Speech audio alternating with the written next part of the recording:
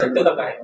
खरं तर वेगवेगळ्या प्रसार माध्यमांकडून सुद्धा किंवा वर्तमानपत्रांमधून सुद्धा जी काही मुख्यमंत्री माझी लाडकी बहीण या योजनेच्या संदर्भातली गैरसमज हा काही दिवसांपासून पाहायला मिळत आहे. खरं तर आजपर्यंत आम्ही कुठल्याही आत्तापर्यंत ज्यांना ज्यांना लाभ दिलेला आहे, त्यांच्यापैकी कुठल्याही लाडक्या बहिणीचे पैसे किंवा लाभ हा परत घेण्यात आलेला नाहीये. हे मला आपल्या माध्यमातून निश्चितपणाने स्पष्ट करायचंय.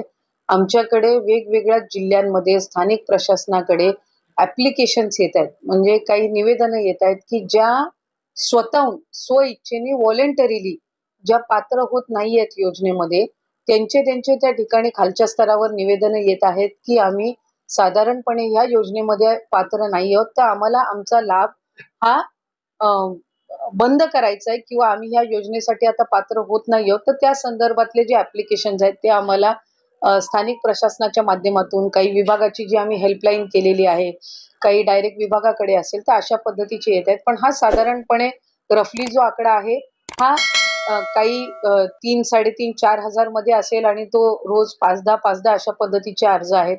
काही याच्यामधले डोमेसाइलचे आहेत, म्हणजे आता लग्न होऊन ज्या इतर राज्यांमध्ये ज्या वास्तव्यास गेलेल्या आहेत, ऑगस्ट किंवा ज्या महिन्यामध्ये आम्ही लाभाची सुरुवात केली त्यावेळेला त्या अविवाहित होत्या आणि त्या राज्यामध्ये या ठिकाणी रहिवासी होत्या.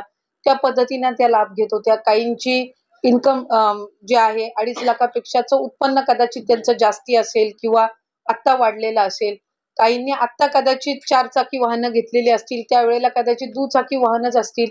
सरकारी नोकरी काहींना लागलेली आहे. तर अशा पद्धतीनं वेगवेगळ्या कारणांनी त्यांनी खाली वेगवेगळ्या जे काही विंडोज आहेत, त्याच्यामध्ये त्यांनी ॲप्लिकेशन केलेले आहेत. पण त्याच्यातूनही किंवा इतर जी काही आम्ही क्रॉस व्हेरिफिकेशन करत आहोत, कुठल्याही लाडक्या बहिणीचा लाभ हा आत्तापर्यंत शासनाने किंवा विभागाने परत घेतलेला नाहीये.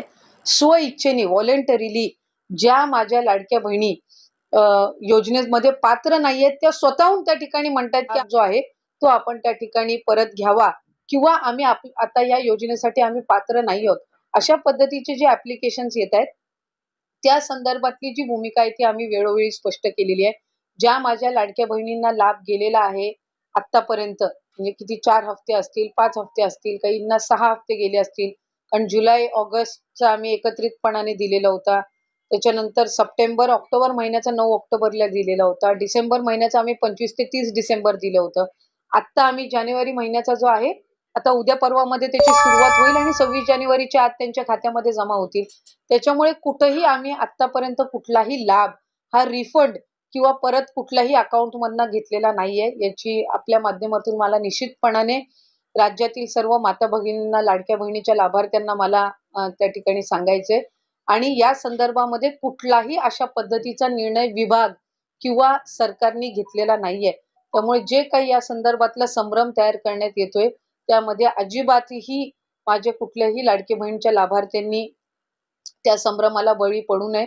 आम्ही कोणाचाही लाभ आत्तापर्यंत परत घेतलेला नाहीये. त्या संदर्भातला कुठलाही निर्णय हा विभाग किंवा शासन स्तरावर झालेला नाहीये. ते साधारणपणे अर्ज दिलेले आहेत, ॲप्लिकेशन्स दिलेले आहेत.